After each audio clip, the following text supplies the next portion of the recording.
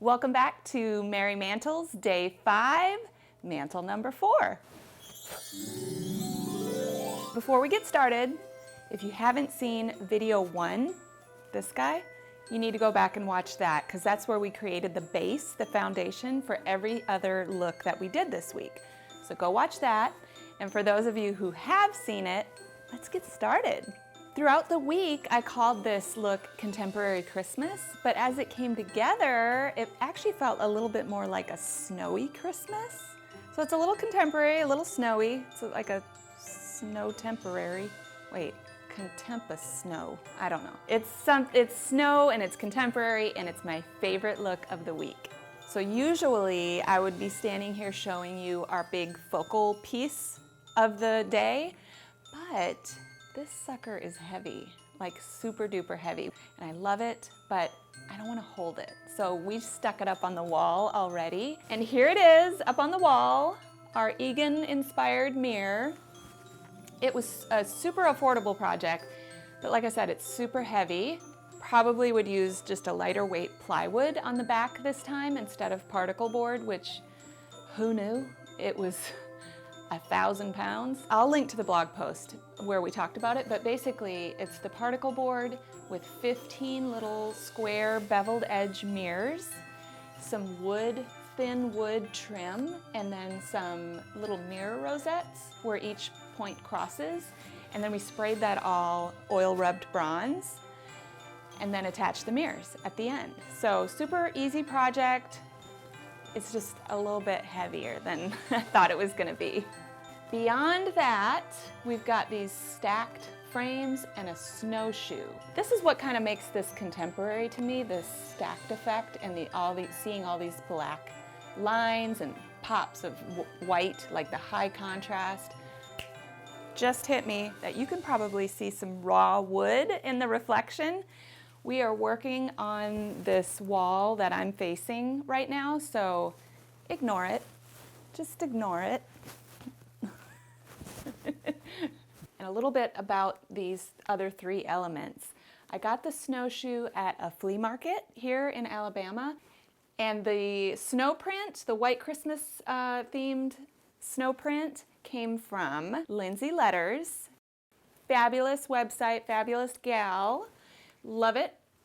I decided not to mat it so that it would stay smaller scale than my second piece here and kind of walk up to the big mirror. Last but not least, the barn pick. This is super special to me because remember my great-grandpa Irwin that I told you about in yesterday's video, the one that salvaged the big church window? That's his barn. That's his home farm barn. My aunt and my grandmother still live there, and my aunt took this beautiful picture. I love the way the clouds, the color of the clouds speaks to the grayish blue wood that we made the fireplace out of. Just a happy accident.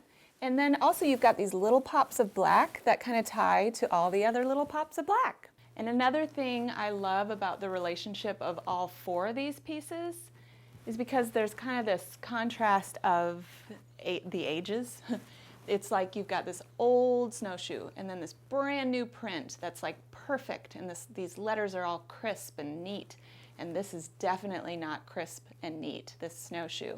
And then you've got another brand new element here, brand new frame, brand new mat, it's all crisp and neat, but then it's featuring a really old barn. So it's like old and new, and then new.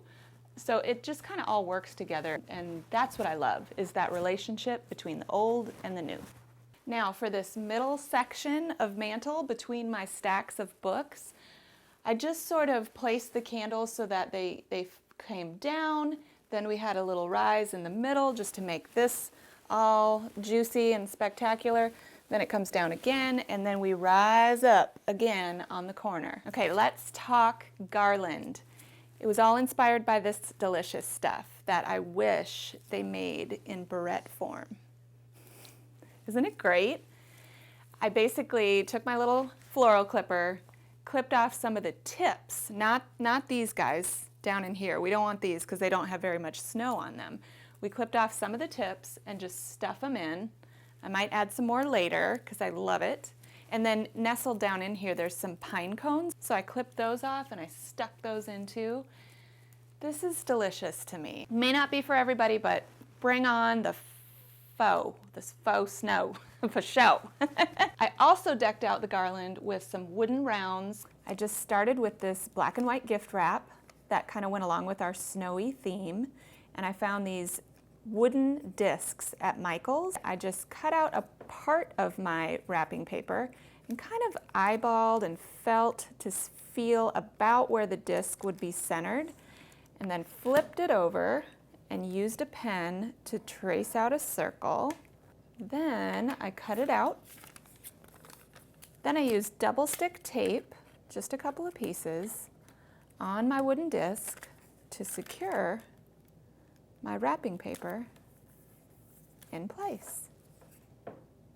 The last step is to attach a hanger, and what I did was just bent one of these little green guys straight on one end, flipped it over, and used hot glue, kind of crisscrossy style,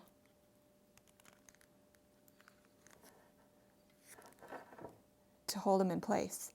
So that was another inexpensive way to bring in a snowy vibe to this garland. You could also just use regular snowflake ornaments up here. I saw them, white ones, in packs of like 10, I think, at Michael's. So that's an option, but I wanted to use these because of the black and white, tying in with all my black and white. Okay, now I left off one thing so we could do it together. Snow. We gotta bring in the snow.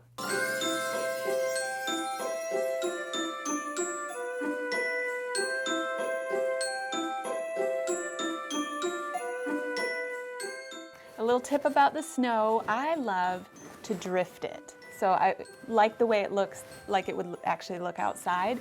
So don't be afraid to just kind of pile it up against these areas. And I love it when it drops down onto the other layers of books.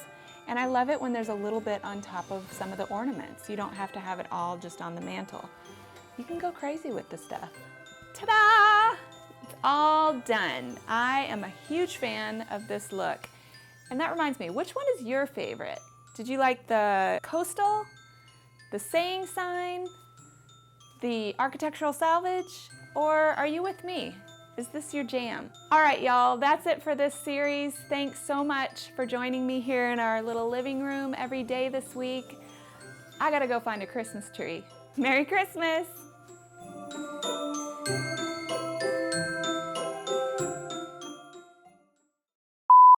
Before we get started though, if you missed video 1 in this series, you're gonna need to go back and watch that, because that is it's getting the base ready. It's dropping the base in your face. This is delicious to me. I don't know about you, but hey, it's like cotton candy. What if I lassoed Max?